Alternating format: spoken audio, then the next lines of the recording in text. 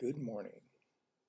So, going to go a little old school this morning to uh, keep on keeping on. And I'm going to show you Ursula. Um, well, it's not Ursula herself, but it's called Ursula's Pendant. And she's a Cyclopean nanny to orphans. And this is a ceremonial pendant that she wears during events. Uh, yes, she's a cyclops and she takes care of orphans. Sometimes when I do pieces, I don't pre-think or pre-plan as far as sketches go. An idea appears and I run with it, like a old dog with a bone. And a little backstory on this piece, and I'll explain more when I'm showing it. Uh, this was early days when I started pewter casting, and I have a two-face mold that this piece went into, and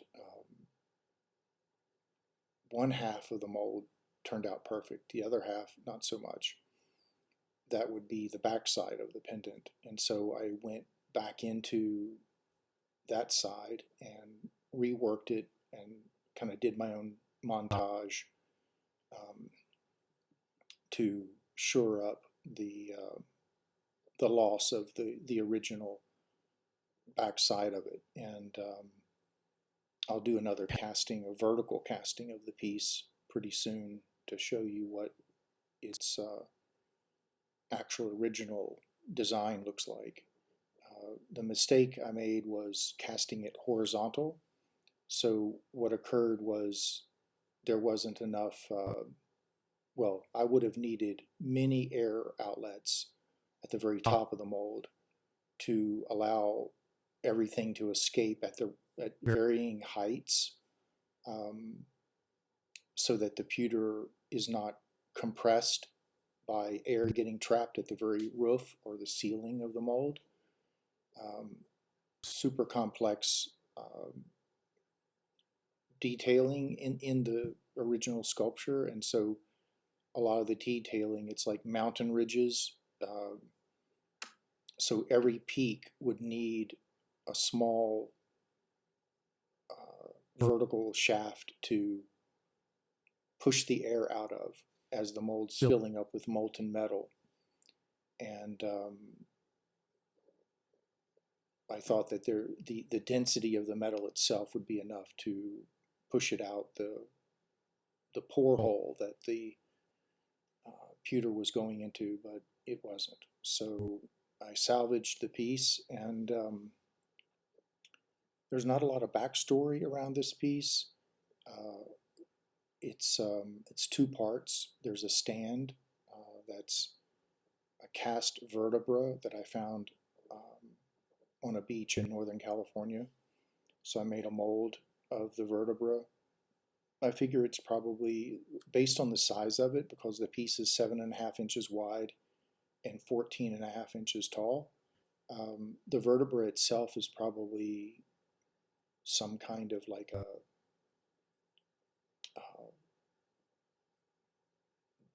not a dolphin, because it's much bigger than a dolphin, but well, I won't get too sidetracked into trying to go through my marine biology files to figure out what this could have been. But one thought was maybe a sea lion, um, but not sure. And so ultimately, with pewter, the nice thing about it is it's 1-to-1 scale, so there's no shrinkage because I cast directly into the mother mold. Um, and so this is the original size of the original piece. There's no middle step as far as doing lost wax or ceramic shell, things like this, where in bronze you lose 10 to 12% of the original size of the piece. And also with pewter, you can go back and rework and embed things into it much easier than you would bronze or perhaps even aluminum. Not that too much is cast in aluminum these days, mostly bronze. So with no further ado, I'm going to trying to make this video a little bit longer than just a display video, and also I need to dial in my camera, my second cam, and getting details. I tried to do it this morning, and very strange things started happening. So needless to say, that's not happening. So I'm going to go old school, show you this by just lifting it up, all 12 pounds of it. So I'm putting my glasses on because in order to just connect with the piece and showing it to you, I'd like to be able to see it in a clear way. So this is Ursula's pendant. Do my best here for you.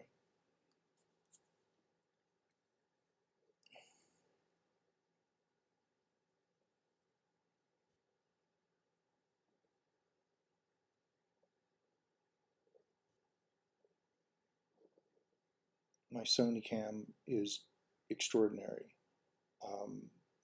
My iPhone 16 is not. So thanks to Apple, I'm not showing you this in the way that I would like, and that is on a rotating platform while speaking about it. But I'm going to get it set up. I just wanted to. I'm very stubborn, so I figured out a way to do it with my original turntable being my wrist.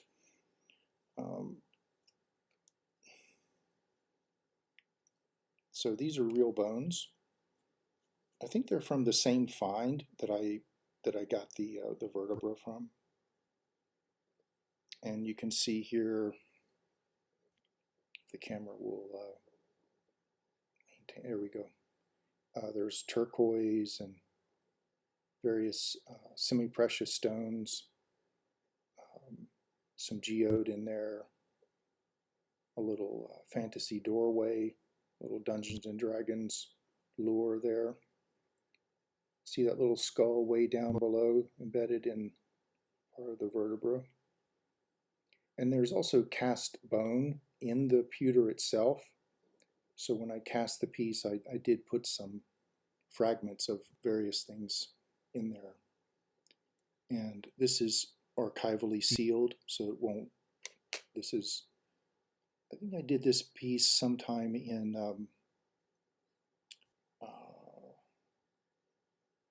2018, 2019, and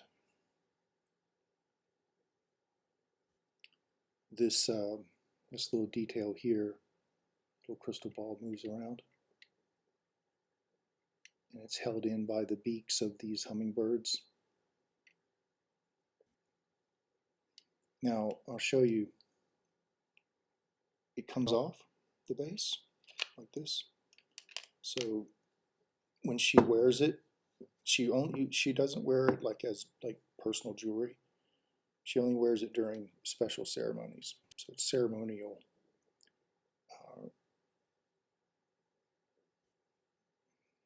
And these are buffalo teeth down here by my thumb. And there's some shark's teeth in there.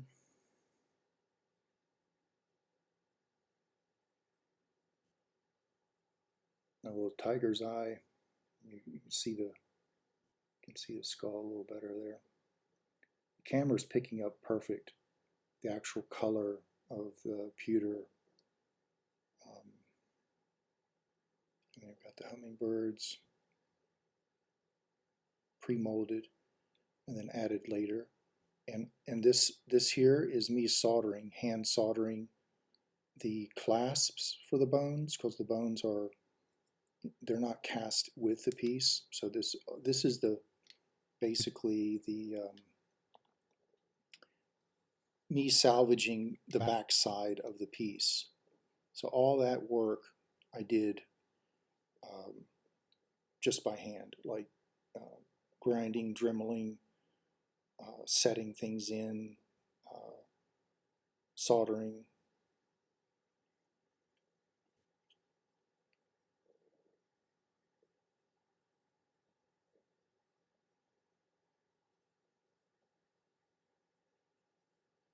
And yes, this piece is available. So reach out if you are so inclined. One of one, never to be cast again looking like this as far as the design is concerned.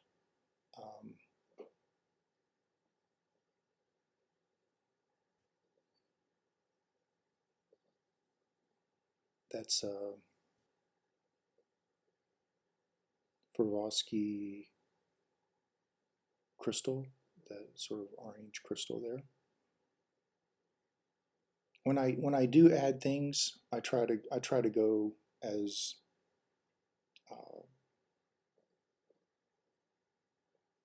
well, for lack of a better term, kind of not like high end Mortgage the Ranch, but not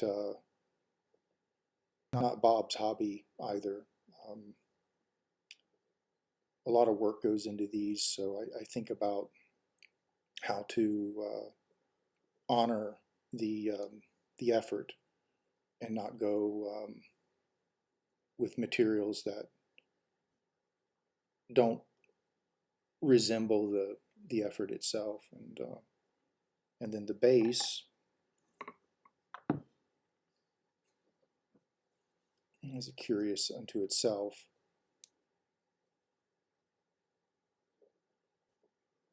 So that's the vertebra. And this is a life casting, so let me fix my mic here a little bit. So this is no manipulation whatsoever. This is just raw cast of the actual vertebra. I did add some bones in there, bone fragments in the mold. And then I went back with a soldering iron and added the bones for the stand. So the pendant would have something to lean up against. And the bones have been manipulated. They've been carved, dremeled. Because they were broken, they kind of rough on the ends.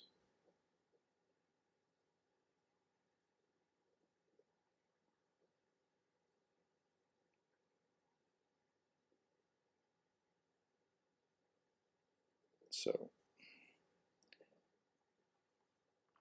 that's Ursula's pendant, the Nanny to Orphaned Cyclops.